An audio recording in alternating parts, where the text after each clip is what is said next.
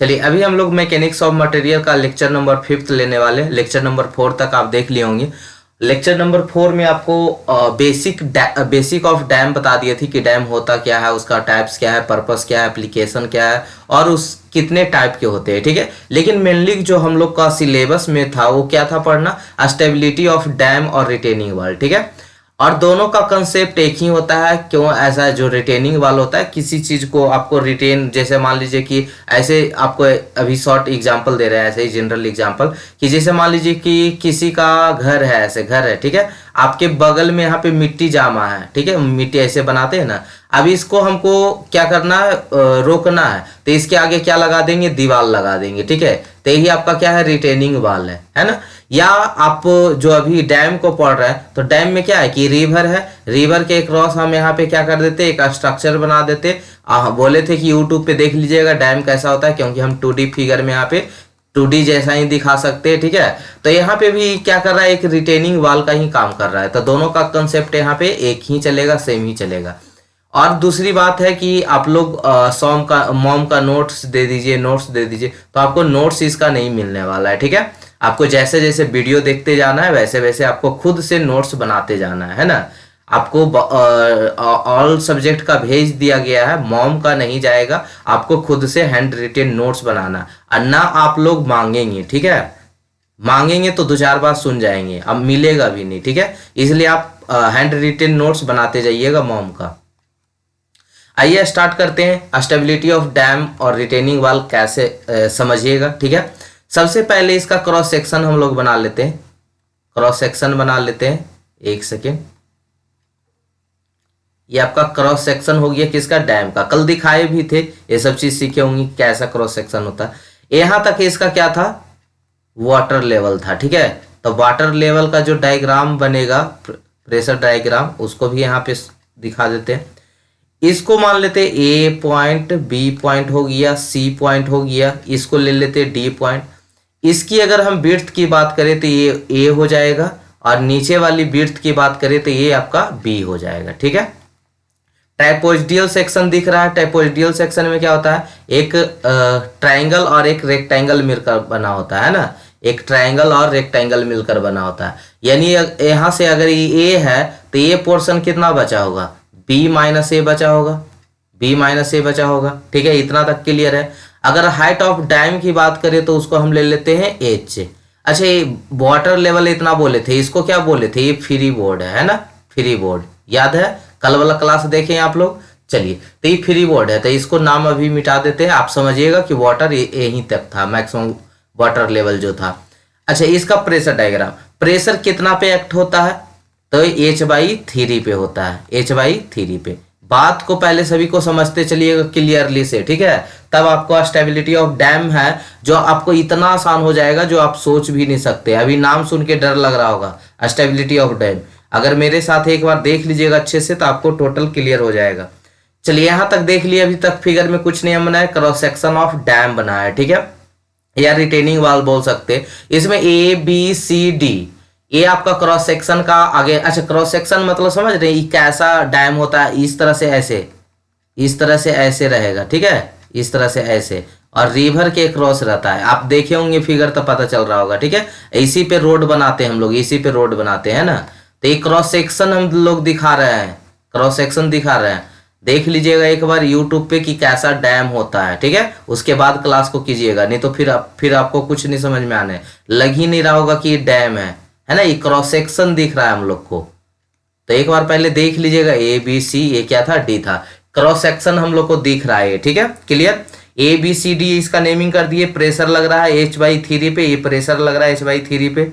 चलिए, इसका जो वेटेड एरिया, वेटेड एरिया का मतलब जहां तक पानी है उसका जो सेंटर ऑफ ग्रेविटी होगा, उसके हाइट को ले लेते हैं कितना, एक्स बार ले लेते हैं। उसके हाइट की क्या ले लेते हैं, एक्स बार लेते हैं, जहां पे सेंटर ऑफ ग्रेविटी एक्ट कर रहा होगा। ये जो वाटर लेवल का हाइट है उसको हम लोग क्या ले लिए, एच ले लिए। ये प्रेशर डायग्राम है, तो अपर लेयर पर तो प्रेशर इसका 0 होता है, और नीचे कितना होता है, तो नीचे ρGH होगा, यानी जिसको हम लोग WH भी लिख सकते हैं, और इसको क्या लिखते हैं, ρGH। ऐसा पढ़े होंगे आप लोग, फ्लूइड में पढ़े थे, नहीं पढ़े थे तो समझ लीजिएगा, जो प्रेशर होता है ρGH होता है। और जो अपर यानी अपर लेयर पे जो प्रेशर होता है वो 0 होता है, नीचे में मैक्सिमम प्रेशर होता है। ये प्रेशर डायग्राम है, ठीक है। ये आपका वाटर लेवल में जो प्रेशर लग रहा है दीवार पे, इस दीवार पे, डैम के दीवार पे या रिटेनिंग वॉल के दीवार पे जो प्रेशर लग रहा है उसका डायग्राम है कि बॉटम में सबसे ज्यादा होता है प्रेशर और अपर में क्या होता है, 0 होता है। ये हो गया आपका।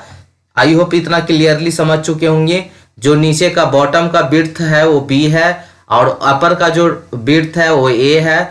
इसको हम 1 मीटर तक के मान के लेके चलेंगे कि 1 मीटर तक का हम क्रॉस सेक्शन का जो डैम मतलब डैम का पार्ट है वो 1 मीटर लेंथ तक का हम लेके चलेंगे। मतलब अभी डिजाइन कर सॉरी एनालिसिस करेंगे, उसमें 1 मीटर लेकर चलेंगे। क्लियर?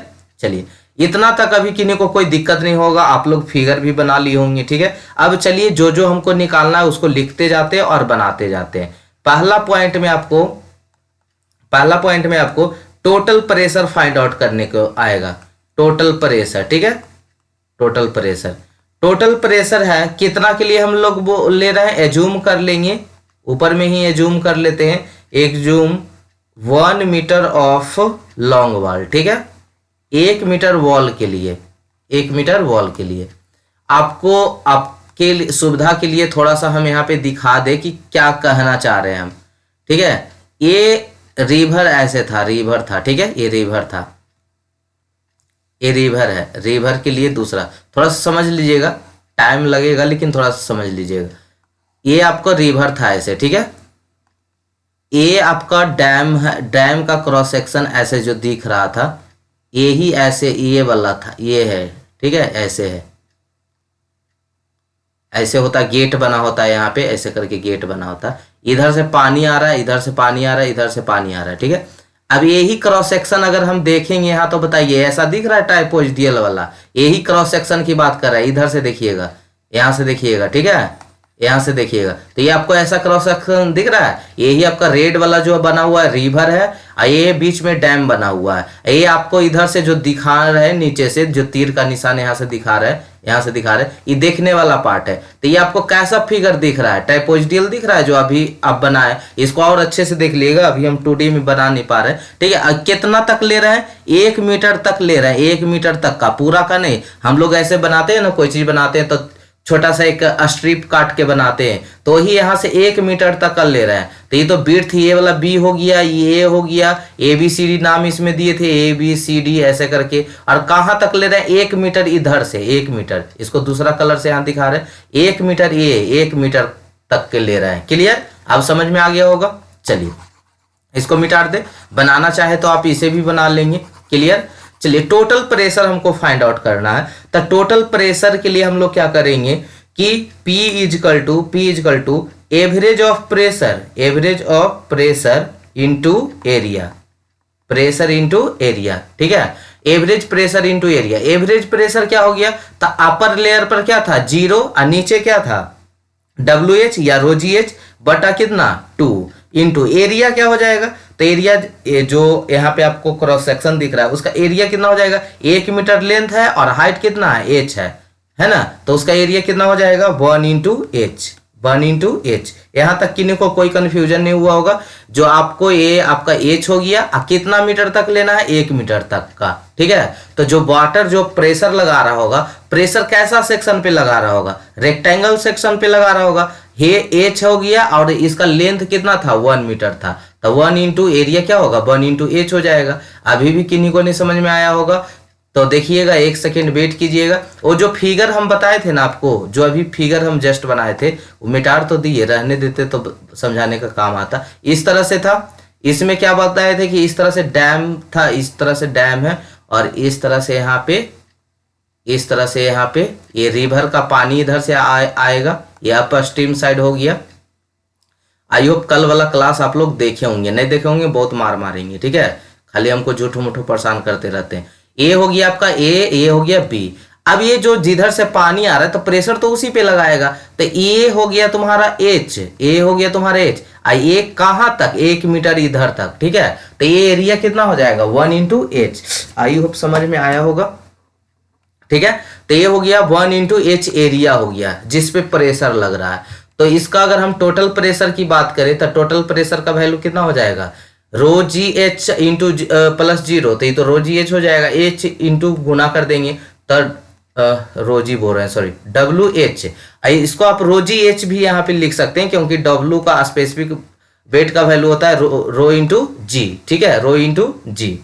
तो इसका डब्ल्यू के जगह आप रोजी भी पुट कर सकते हैं। अगर हम डब्ल्यू में रहने दे तो डब्ल्यू इंटू एच स्क्वायर हो गया बटा 2, ये आपका टोटल प्रेशर का वैल्यू हो गया।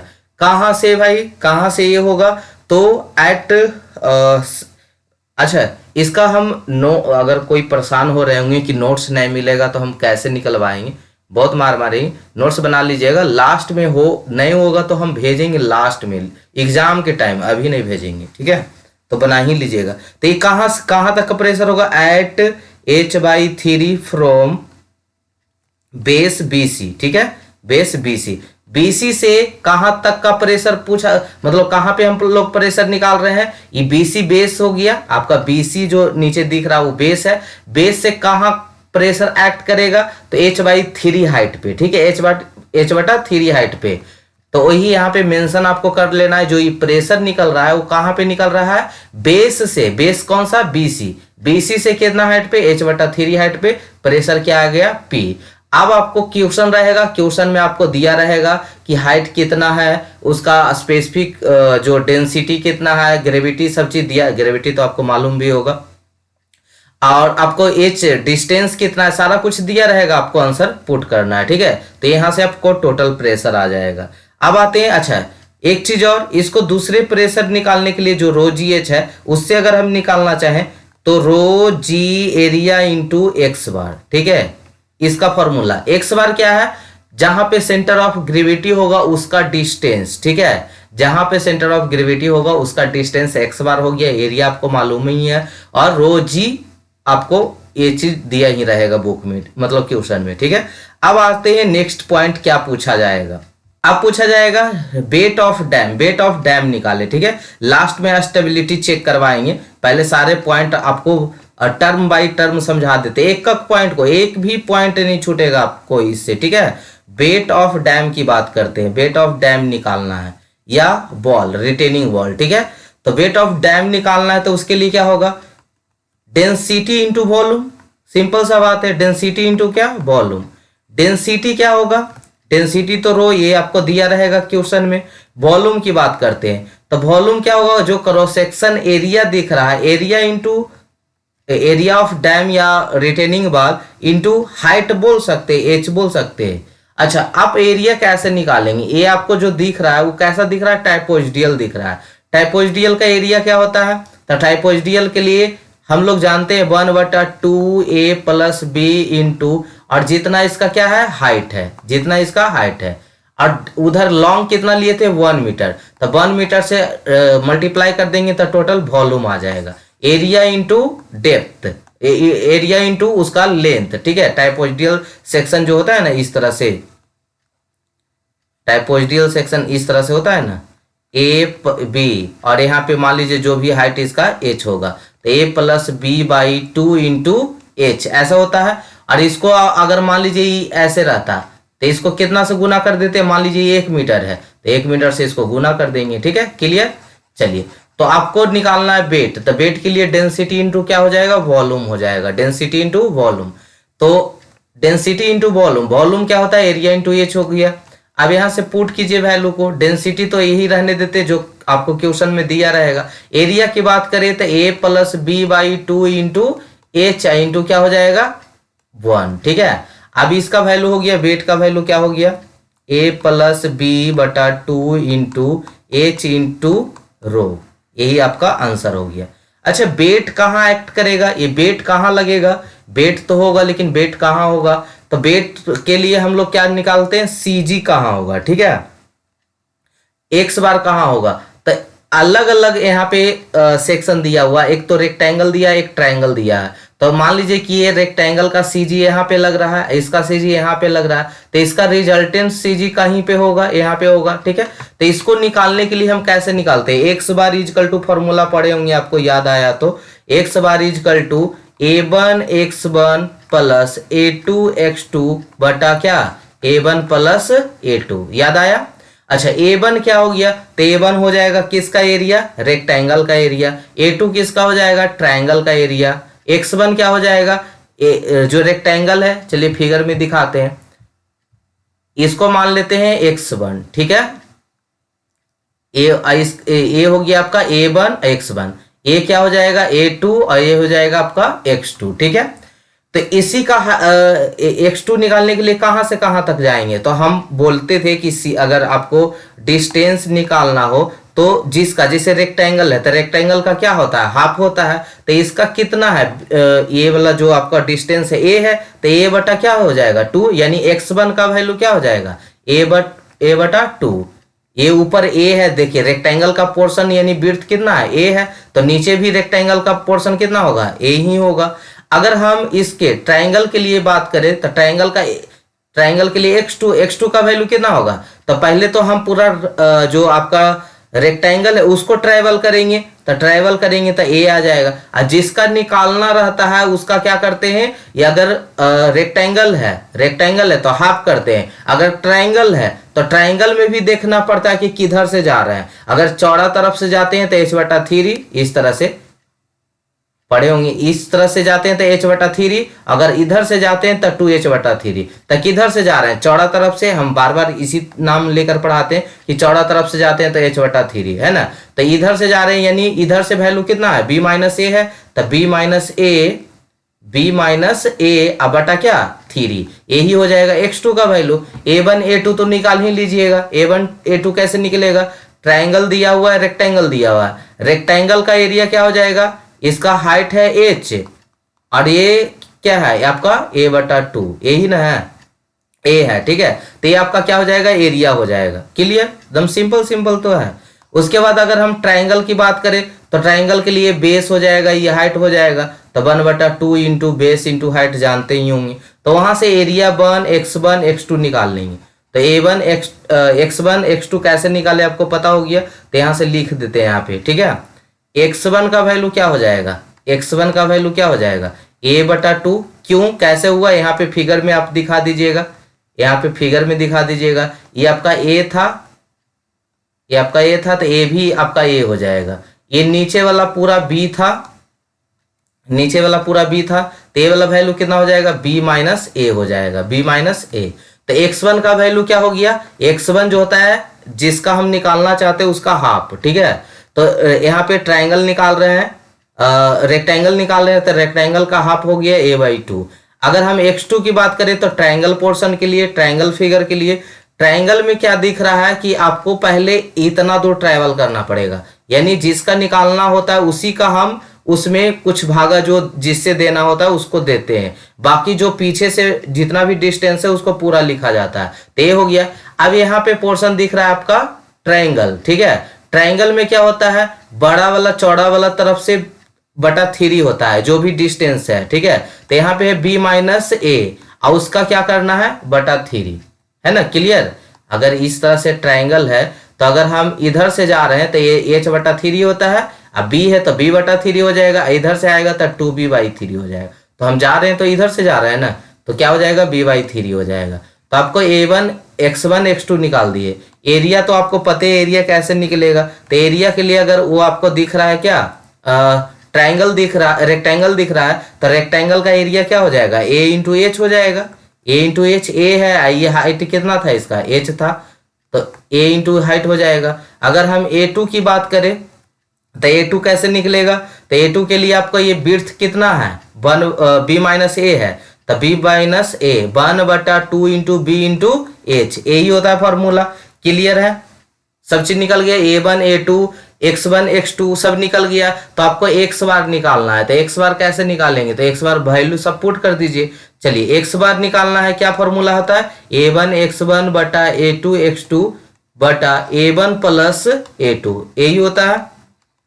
x1 की बात करें, x1 का वैल्यू कितना था, a1 का वैल्यू कितना था, तो ah था, x1 का वैल्यू कितना था a/2 था, प्लस a2 का वैल्यू कितना था b - a/2 इंटू क्या है ऊपर देख लीजिए h और इंटू फिर क्या था x2 का वैल्यू, x2 का वैल्यू कितना है, a वाला है x2 का वैल्यू a प्लस बी माइनस ए बटा 3, यही है ना, बटा A1 प्लस A2, A1 का value AH plus 1/2 B minus A into H।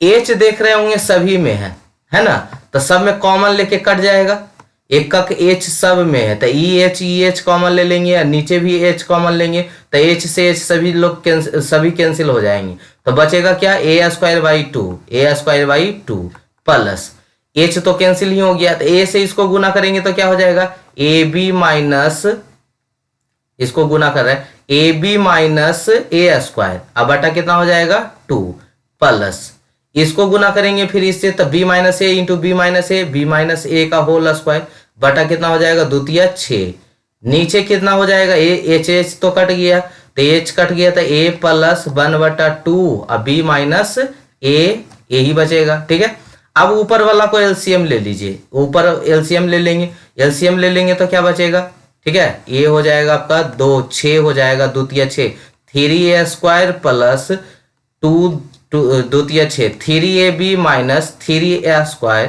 और 6 से 6 कट गया, B माइनस ए का whole square B² plus A² minus 2AB, यही होगा। नीचे क्या है, 2 एलसीएम हो जाएगा, दूसरा पेन से यहां ले लेते, नीचे 2 एलसीएम हो जाएगा, 2 एलसीएम ले लिए, 2 से गुना करेंगे 2A, अब प्लस ये क्या हो जाएगा B माइनस ए। अगर हम इसका सॉल्यूशन करें तो 3A² से 3A² कट गया, बचा A² प्लस B² और 3A में से 2AB गया, कितना बचेगा AB, नीचे कितना बचेगा 6 और ये कितना बचेगा 2 में से A गया A प्लस B बटा 2, 2×3 6, 3 बार में कट जाएगा, यानी इसका जो आंसर बचा आपका x² के वैल्यू वो कितना आ गया, A² plus B² plus AB बटा 3A प्लस B, यही बचा। ये इतना ही पे वो वेट इसका एक्ट करेगा। ठीक है, तो ये भी रिलेशन निकालने में काम आएगा। इसको इक्वेशन नंबर कुछ कितना तक लिए थे ऊपर 2 तक, तो इसको ले लेते 3। यही x² के वैल्यू पे वेट क्या करेगा, एक्ट करेगा। ठीक है, यही x² के वैल्यू पे आपका क्या करेगा, वेट एक्ट करेगा। तो ये सबको अब मिटा देते हैं क्योंकि आपका फाइनल आ गया है x² का वैल्यू। x² का वैल्यू आ गया कितना, जो भी वैल्यू आया होगा। ठीक है, यही हो गया आपका x² का वैल्यू। चलिए अब आते हैं नेक्स्ट पॉइंट निकालना चाहते हैं, जो आपको वेट एक्ट कर रहा था वो इतना पे। आपको क्वेश्चन देगा तो सारा चीज वैल्यू दिया रहेगा आपको। देखिए इसमें सिर्फ क्या है, x² निकालना था, a का वैल्यू चाहिए b का वैल्यू। तो अगर ये आपको इस तरह से रिटेनिंग वॉल देगा या डैम देगा तो यहाँ पे तो बिट्स दे ही देगा, अपर लेयर का बॉटम लेयर का भी बिट्स दे ही देगा। सभी को पुट कीजिए, x² का वैल्यू आ जाएगा।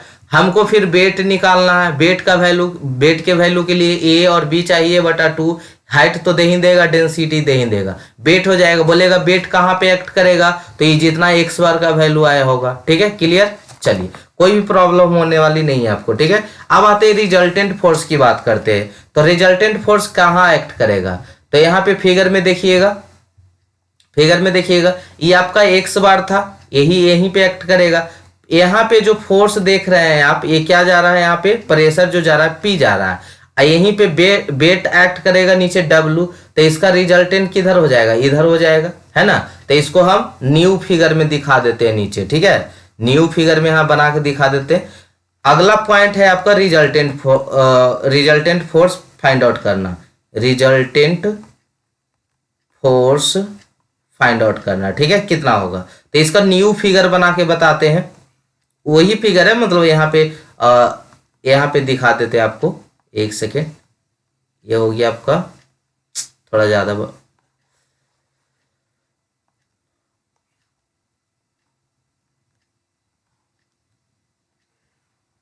चलिए यहाँ पे था आपका W, ये था आपका प्रेशर P, यहाँ पे कोई रिजल्टेंट फोर्स होगा।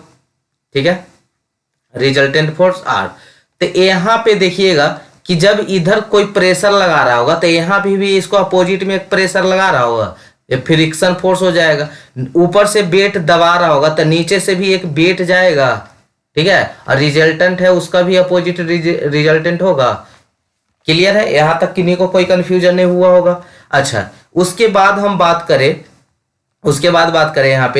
यहाँ पे B, यहाँ नेमिंग क्या दिए थे, A B सी डी, ठीक है। रिजल्टेंट फोर्स निकालना है। अच्छा, उसके बाद अगर यहाँ पे पूरा ये जो आपका नीचे वाला बॉटम है उसका हाफ लेते तो B/2 हो जाएगा। इसको हम लोग O से डिनोट कर देते हैं। अरे जहां पे आपका ये रिजल्टेंट एक्ट हो रहा है, जहां पे ये पॉइंट आ रहा है, इसको E से कर देते तो दोनों के बीच में इसेंट्रिसिटी हो जाएगा, यानी यहां से यहां का डिस्टेंस ये B/2 हो गया। यहां का डिस्टेंस, एक सेकेंड, ये सेंटर का हो गया, कहाँ, बॉटम का सेंटर, जहां पे रिजल्टेंट एक्ट कर रहा है उसका कितना डिस्टेंस हो जाएगा, तो उसका नाम दे देते हैं, एक नया नाम जिसको ले लेते हैं जेड, ठीक है, नया नाम ले लेते हैं जेड। अब बताइए इसका हम मोमेंट ले लेते हैं बी के अबाउट, टेकिंग ए मोमेंट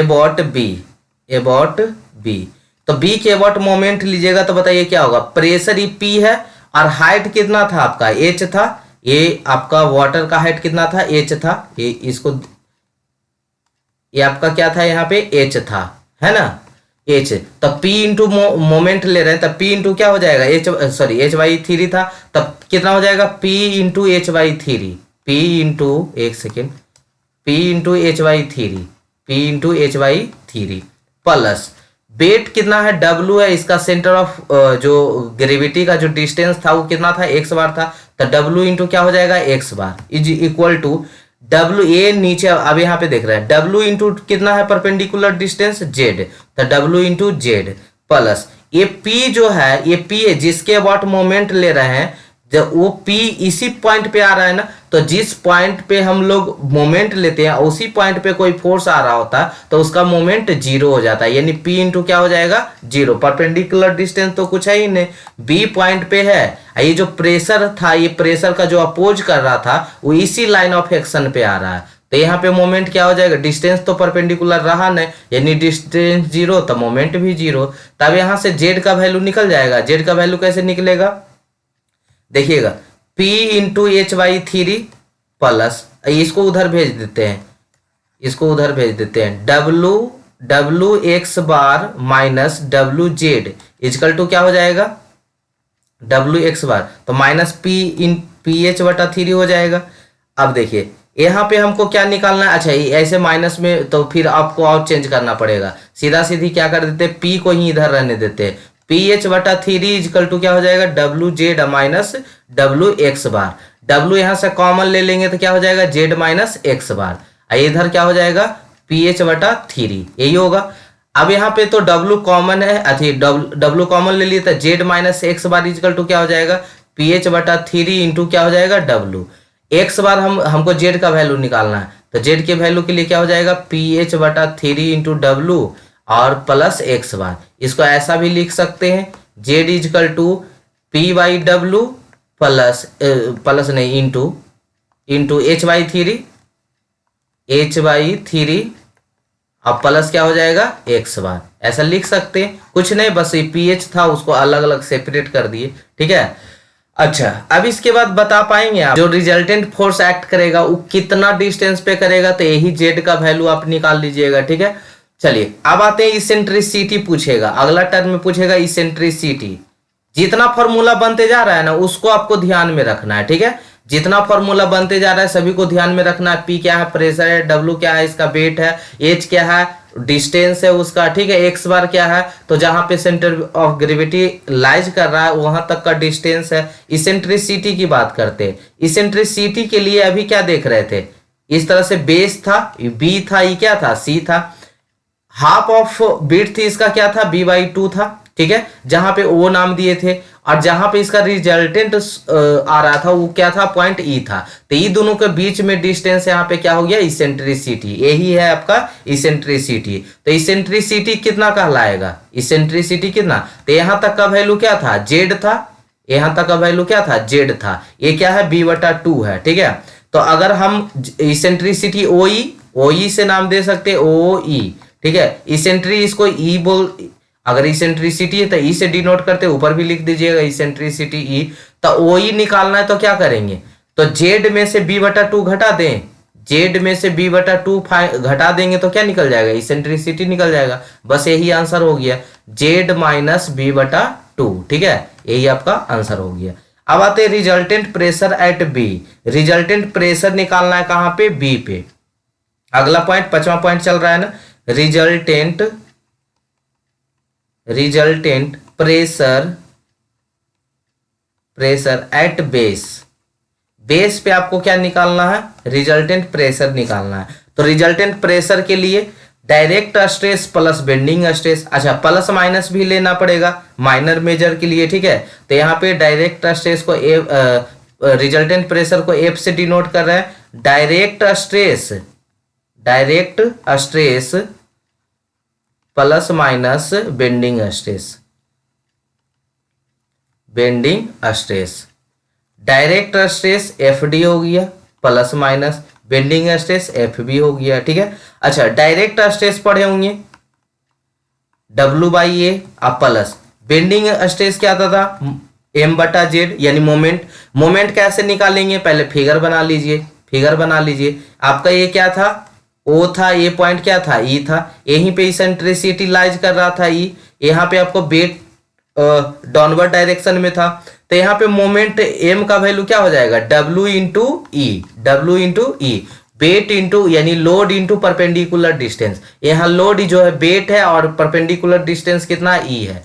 तो यानी यहाँ पे हम पुट कर सकते हैं, एरिया क्या हो जाएगा, ये 1 मीटर, ये बेस आपका क्या था, बी था ना, नीचे वाला वैल्यू, तो बी हो गया। तो यानी 1 इंटू बी, तो यानी हो गया ये 1 into B plus minus M का वैल्यू क्या हो जाएगा, डब्ल्यू इंटू ई। जेड क्या होता है, जेड पढ़े होंगे मॉडुलर रेशियो आई बटा बाई, आई कितना हो जाएगा, बी डी क्यू बटा 12 होता है, बी डी क्यू बटा 12। तो यहाँ तो बी हो गया, अच्छा यहाँ पे हम इसके अबाउट ले रहे हैं, इसके, तो जिसको काटता है उसका क्यू, तो 1 बटा बी क्यू बटा 12 हो जाएगा। बहुत बार हम ऐसा पढ़ा चुके हैं कि जिस सेक्शन को एक्स एक्सिस को काट रहा है, जैसे ये बी है ये डी है, तो अगर डी को काट रहा है तो डी का क्यू होगा बी डी क्यू बटा 12। अगर इस एक्सिस से ले रहे हैं तो बी क्यू बटा 12,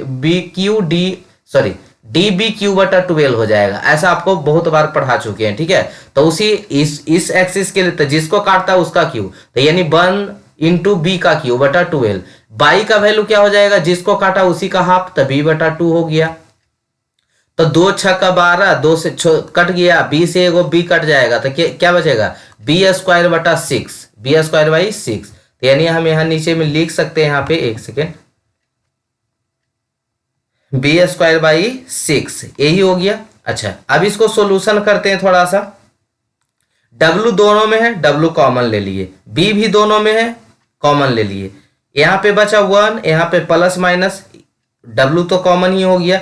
ई बटा कितना, 6 ऊपर चला जाएगा तो 6 ई बटा बी स्क्वायर, बी नहीं, बी स्क्वायर नहीं, बी तो एगो चल ही गया, तो सिर्फ क्या बचेगा, बी बचेगा। इसको अच्छे से लिख देते हैं, 6 B upon 6 E upon B, 6 E upon B. एक सेकेंड प्लीज वेट,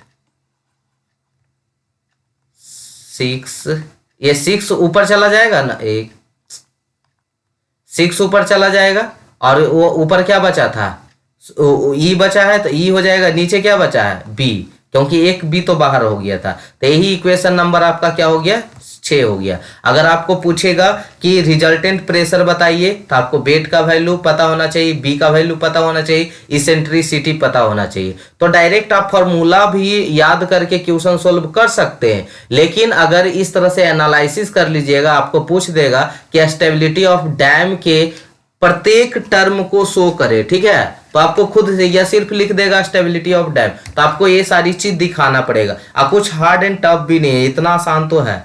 अब बताइए कि किधर ज्यादा इसका इसेंट्रिसिटी, मतलब किधर ज्यादा प्रेशर होगा, तो जिधर ज्यादा इसेंट्रिसिटी होगा उधर ज्यादा उसका प्रेशर होगा, है ना। एक फिगर दे के बताते हैं, पहले फिगर यहाँ पे बता लेते हैं। इस तरह से आपका डैम बन रहा था, ठीक है, यहाँ पे आपका ये प्रेशर P था, ये W वेट था, ये आपका रिजल्टेंट R था। अगर हम यहाँ पे बात करें तो इसेंट्रिसिटी आपका कहाँ पे आया था, यहाँ पे आपको B/2 था, मतलब हाफ ऑफ विड्थ था, यहाँ पे आपका इसेंट्रिसिटी था। ये डायग्राम बनेगा जो कैसे बनेगा, जिधर ज्यादा इसेंट्रिसिटी होगा उधरे ज्यादा दबाव पड़ेगा, यानी इधर सिग्मा मैक्सिमम होगा और इधर सिग्मा मिनिमम होगा, ठीक है। इसेंट्रिसिटी ज्यादा कहाँ है, ये पूरा पोर्शन का b/2 इधर है, ये b/2 इधर है, ये भी b/2 है, तब b/2 के इधर तो है नहीं, इधरे जा रहा है, तो यानी दबाव इधरे ज्यादा पड़ेगा, तो सिग्मा मैक्सिमम इधर है, तो यही इसका डायग्राम भी बन जाएगा। क्लियर। अब यहीं पे देखिए, यहाँ पे प्लस माइनस था, तब पूछेगा मैक्सिमम प्रेशर कितना होगा, मैक्सिमम प्रेशर या स्ट्रेस कितना होगा, प्रेशर या स्ट्रेस कितना होगा, तो क्या लिखेंगे आंसर इसमें से, इसमें से लिखेंगे F maximum is equal to, plus वाला वैल्यू मैक्सिमम होगा तो 1 + 6E/B, इसी से दो हो जाएगा, प्लस माइनस दिया हुआ तो एगो प्लस रहेगा जो मैक्सिमम होगा, ये क्या होगा मिनिमम, क्या होगा W/B, और 1 - 6E/B, यही हो जाएगा मैक्सिमम मिनिमम। क्लियर। और डायग्राम ये वाला हो जाएगा, मिनिमम इधर हो जाएगा, मैक्सिमम इधर हो जाएगा, बन जाएगा। चलिए नेक्स्ट आते हैं, अब आते हैं चेक करते हैं, check for stability. Check for stability आपको हर एक कंडीशन में चेक करना पड़ेगा कि मेरा जो डैम और रिटेनिंग वाल है वो मेरा स्टेबल है या नहीं है, ठीक है। तो उसको चेक करने के लिए 3-4 कंडीशन है, उसी को डिस्कस कर देते हैं यहाँ पे। Check for stability, stability check करते हैं। सबसे पहला कंडीशन है आपका कि check for overturning, check for overturning, overturning.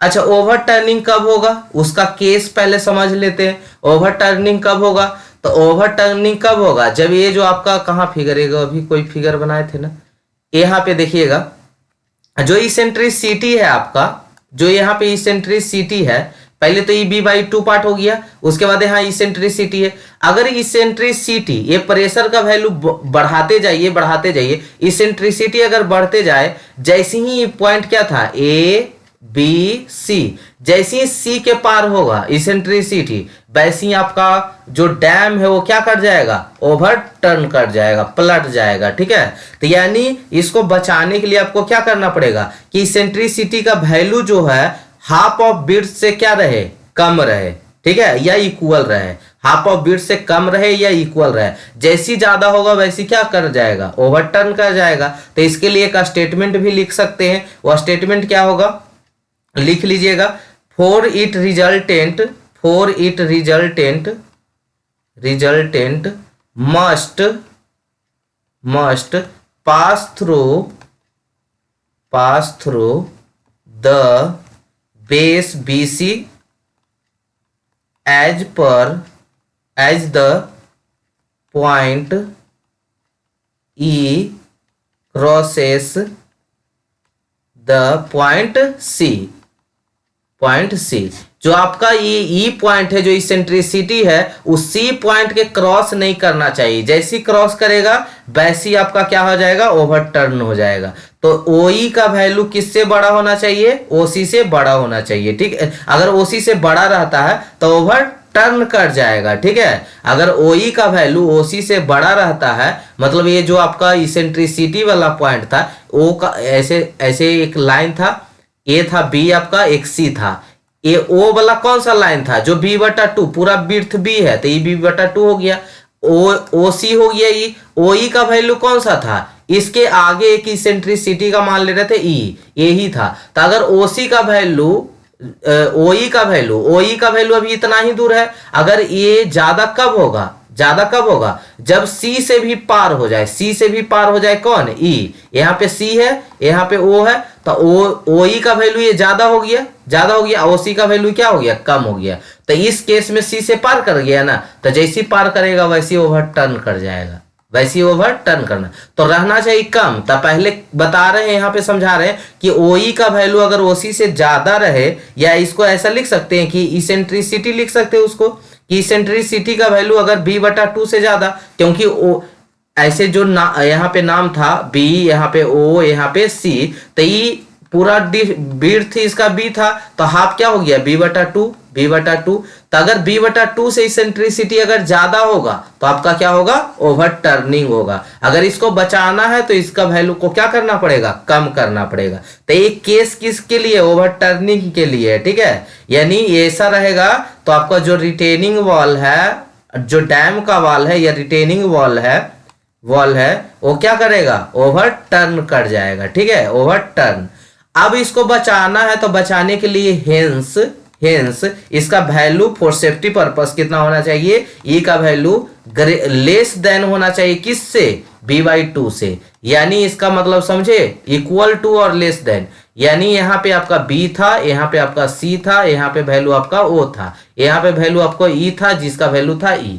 तो e का जो वैल्यू हो b/2 से क्या हो, कम हो। b/2 तो यहाँ पूरा हो गया, b/2 है, इधर b/2 है, तो ई का वैल्यू क्या है, b/2। अगर c तक भी रहेगा ना तो नहीं ओवरटर्न करेगा, लेकिन जैसी c से ज्यादा होगा, जैसी ही c से ज्यादा होगा यानी c से इसेंट्रिसिटी पार करेगा, वैसी ओवरटर्न करेगा। तो इसलिए अगर आपको सेफ रखना है तो वैल्यू कितना होना चाहिए, ई का वैल्यू, इसेंट्रिसिटी का वैल्यू b/2 से कम होना चाहिए, ठीक है, और इक्वल होना चाहिए। तो ये है आपका सेफ्टी के लिए, वही स्टेबिलिटी चेक करने के लिए। चेक फॉर ओवरटर्निंग, ओवरटर्न कब करेगा, जब ई का वैल्यू b/2 से ग्रेटर रहेगा। उसको सेफ रखना है तो ई का वैल्यू कितना होना चाहिए, लेस देन और इक्वल टू b/2 होना चाहिए। क्लियर, ये क्या किए, चेक फॉर ओवरटर्निंग। अब चेक फॉर टेंशन की बात करते हैं, दूसरा condition, check for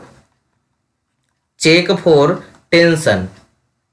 check for tension के लिए चेक करते हैं तो F minimum should not be negative. जो आपका एफ मिनिमम का वैल्यू है, यहां पे देखिएगा, एफ मिनिमम का वैल्यू है, ये एफ मिनिमम का वैल्यू निगेटिव में नहीं जाना चाहिए। निगेटिव का मतलब ऊपर चला जाएगा, ऊपर चला जाएगा मतलब ग्राफ ऐसा बन जाएगा, फिर ग्राफ ऐसा बन जाएगा। तो ग्राफ ऐसा बन जाएगा मतलब क्या हो जाएगा कि जो आपको मिट्टी पे जो डैम बना होगा वो ये दोनों के बीच में डिस्टेंस आ जाएगा। मतलब देखिए टेंशन तो हो नहीं सकता है, क्योंकि इस तरह से अगर जमीन है आपके पास, ये जमीन है, यहाँ पे डैम बना हुआ था, इस तरह से रेड पेन से बनाते हैं डैम को,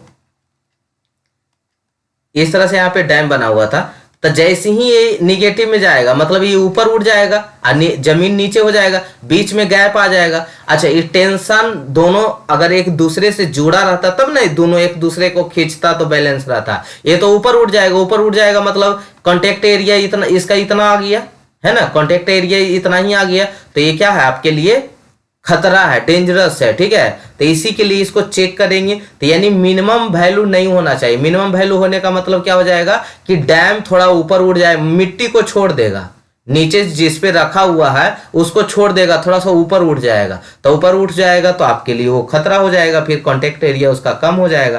तो एफ मिनिमम जो है शुड नॉट बी निगेटिव, ठीक है। ये निगेटिव क्या होना चाहिए, नहीं होना चाहिए। डेट इज एफ मिनिमम जो है नॉट लेस देन 0, ठीक है, और एफ मिनिमम ग्रेटर देन इतना, ठीक है। अच्छा, अब एक चीज बताइए यहाँ पे कि एफ मिनिमम का वैल्यू कितना था, ऊपर से निकाल लिए थे ना, एफ मिनिमम का वैल्यू कितना था। तो एफ मिनिमम का वैल्यू निकाले होंगे W/B और क्या था 1-6E ना, हाँ 1-6E/B ग्रेटर देन कितना 0। W/B को उधर भेज देंगे तो क्या ही बन जाएगा 1-6E/B और ग्रेटर देन 0, यही रहेगा। 1 को भी उधर भेज देते हैं या -6E/B को भेज देते हैं, तो ये क्या हो जाएगा 1 ग्रेटर देन 6E/B। यहाँ पे हम बस रिलेशन निकाल दे रहे हैं कि इतना वैल्यू होना चाहिए इसका। तो B/E, इसको हम क्रॉस मल्टीप्लीकेशन करेंगे तो क्या हो जाएगा B/6 ना, B/6, और ये हो जाएगा लेस देन E। और E का वैल्यू, अब हमको E का वैल्यू इसको इस तरह से लिख सकते हैं B/6। यानी आपको टेंशन से बचाना है तो आपको वैल्यू E का वैल्यू, इसेंट्रिसिटी का वैल्यू कितना होना चाहिए B/6 से लेस देन और इक्वल होना चाहिए। B/6 से लेस देन और क्या होना चाहिए, इक्वल होना चाहिए, तब आपका टेंशन में बचेगा। क्लियर। चलिए तीसरा पॉइंट में आते हैं। तीसरा पॉइंट क्या है, चेक फॉर स्लाइडिंग, स्लाइड ना कर जाए, आगे की ओर सरक ना जाए, आपका डैम है या रिटेनिंग वाल है जो, तो check for sliding. Check for sliding में क्या करना है, जो आपका टोटल प्रेशर है वो लेस देन होना चाहिए म्यू इंटू उसका वेट से, ठीक है, म्यू क्या है यहाँ पे, कोएफिशिएंट ऑफ फ्रिक्शन, जो जनरली 0.6 to 0.7 लेना है आपको, ऐसे क्वेश्चन में आपका दिया रहेगा। ये क्या है, म्यू का वैल्यू है, एक सेकेंड, ये म्यू का वैल्यू है, ठीक है, ये आपका म्यू का वैल्यू है। म्यू है क्या है यहाँ पे, तो कोएफिशिएंट ऑफ फ्रिक्शन है, फ्रिक्शन है, ठीक है। और W क्या है, weight of 1 metre long wall, 1 metre long wall का जो भी वेट होगा, ठीक है। अगर बॉल अगर इसका वैल्यू, टोटल प्रेशर का वैल्यू अगर म्यू इंटू इसका वेट का लेस देन है, तब आपका स्लाइडिंग नहीं होगा, नहीं तो जानते हैं क्या होगा, यहाँ पे देखिएगा, अगर P का इसका वैल्यू होगा तो ये आपका जो बीम है वो ओवरटर्न नहीं, आगे की ओर घसक जाएगा, ठीक है, आगे की ओर घसक जाएगा। कब, अगर P का वैल्यू ग्रेटर हो जाएगा म्यू इंटू इसके वेट से, ठीक है, mu into weight of the dam, तभी आगे की ओर स्लाइड कर जाएगा। तो इससे अगर आपको बचाना है तो इसका वैल्यू कितना होना चाहिए, लेस देन होना चाहिए, ठीक है, किससे, mu into weight of dam या retaining wall.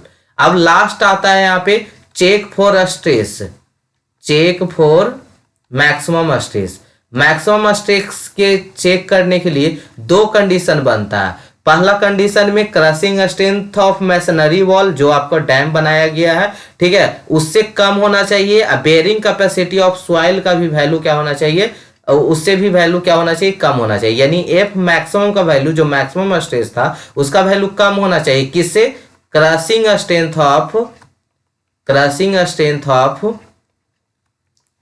Of masonry wall, ठीक है, या कंक्रीट का बना रहे, आयरन का बना रहे, जिसका भी बना रहे, ये सब दिया रहेगा आपके क्वेश्चन में।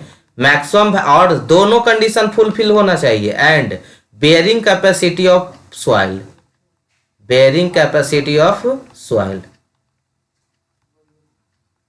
ठीक है, ये दोनों से वैल्यू कम रहेगा तो आपको चेक फॉर मैक्सिमम स्ट्रेंथ। तो ये आपका स्टेबिलिटी ऑफ डैम क्लियर होता है, ठीक है। चलिए ठीक है, थैंक यू, लगभग अच्छा टाइम ले लिया। तो आप इसका नोट्स बनाते जाएंगे, बहुत ही फायदा करेगा। अगर नहीं बनाएंगे फिर आप जानिए, हमको कोई मतलब नहीं है, ठीक है।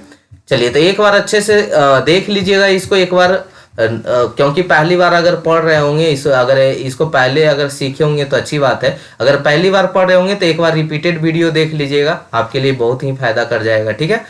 ठीक है, थैंक यू सो मच यहाँ तक बने रहने के लिए। मिलते हैं हम नेक्स्ट एपिसोड में, ठीक है। तो वहां पे हम लोग थिन थिक सिलेंडर के बारे में चर्चा कर लेंगे, ठीक है। बाकी प्रीवियस ईयर क्वेश्चन और 20 सीरीज क्वेश्चन ला रहे हैं, पहले थोड़ा थोड़ा वीडियो, तो सबका सब सब्जेक्ट का 2-4 वीडियो तो डाल दे, ठीक है। इसलिए अभी नहीं ला रहे हैं प्रीवियस ईयर क्वेश्चन, हम प्रीवियस ईयर क्वेश्चन से भी क्वेश्चन आपको सोल्व करवाएंगे, ठीक है। पहले आप लेक्चर देखते जाइए, पहले कुछ नॉलेज भी तो गेन होना चाहिए उसके रिगार्डिंग, ठीक है। चलिए।